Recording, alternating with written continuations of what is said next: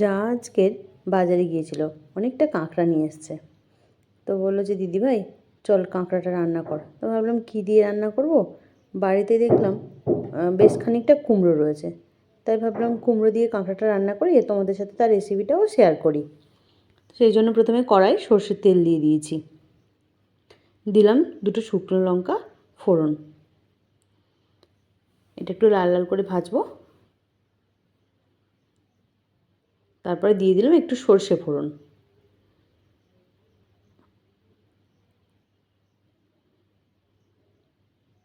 এবার এর মধ্যে কিছুটা টুকরো করা আলু দিয়ে দেবো।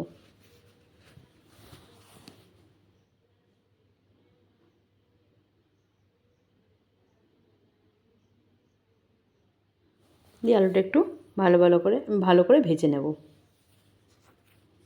আচ্ছা, তার আগে তোমরা বলো তো, তোমরা কে কোথা থেকে আমার ভিডিওটা দেখছো? যদি আমার ভিডিওটা তোমাদের ভালো লাগে তো অবশ্যই একটা লাইক করে দিও, আর প্লিজ আমার চ্যানেলটাকে সাবস্ক্রাইব করে দিও, আর আমার পাশে থেকো। কেননা তোমাদের একটা লাইকে না অনেকটা ভিডিও করার ইচ্ছেটাও বাড়িয়ে দেয়। তো চলুন, এরপর কুমড়োগুলো দিয়ে দিলাম,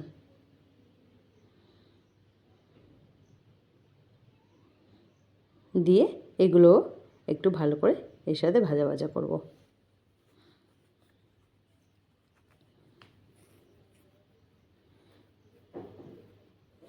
তার আগে কমেন্টে বলো তোমরা কে কে কুমড়ো খেতে পছন্দ করো। আমাদের বাড়ি কিন্তু সবাই খুব কুমড়ো খেতে পছন্দ করে।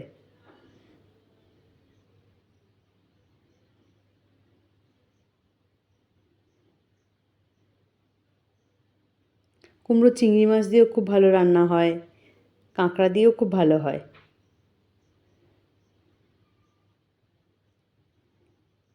এর মধ্যে কাঁচা লঙ্কা 4-5টা দিয়ে দিয়েছি,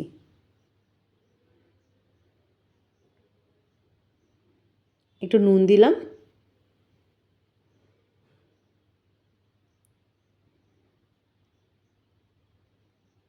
আর একটু হলুদ দিয়ে দিলাম।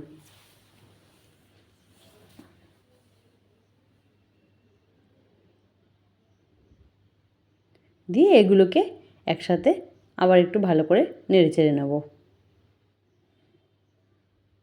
আর এই তরকারিটাতে একটু জলও লাগবে না, জানো তো, কুমড়োতে জল দিতে লাগে না। কমিয়ে একটু ঢেকে একটু করে আস্তে আস্তে করে ভাপ করতে গেলেই তরকারিটা নাড়তে নাড়তেই সেদ্ধ হয়ে যায়।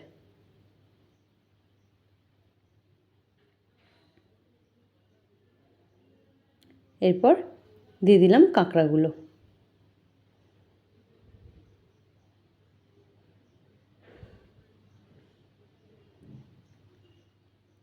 দিয়ে আবার একটু নেড়ে চেড়ে নেব।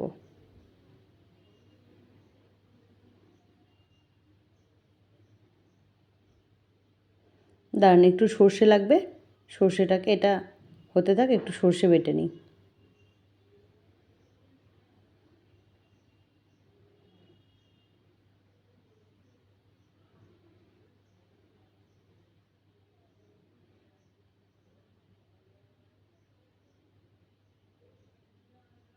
একটু ঢেকে দিলাম,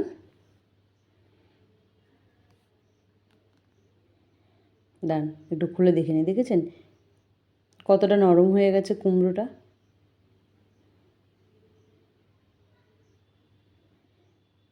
খুব সহজ রান্না, যারা নতুন রান্না শিখছে বিশেষ করে তাদের কাছেও ভীষণ সহজ। একটু জিরের গুঁড়ো দিয়ে দিলাম,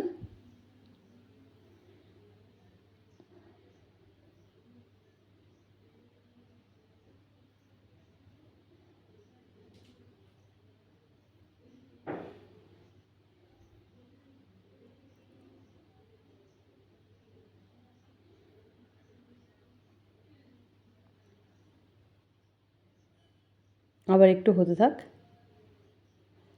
একটু সর্ষে বাটা দিয়ে দিলাম,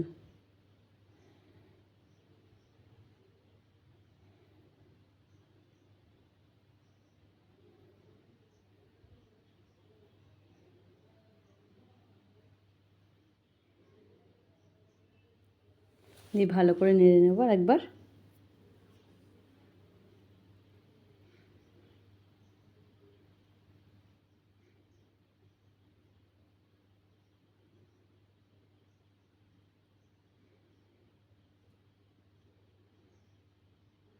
দেখুন একদম মাখা মাখা হয়ে গেছে তরকারিটা। তরকারি রুটির পাতেও খুব ভালো লাগে এবং ভাত দিয়েও খুব ভালো লাগে খেতে। আর কাঁকড়াও তোমরা কে কে পছন্দ করো অবশ্যই কিন্তু আমাকে কমেন্ট করে জানিও।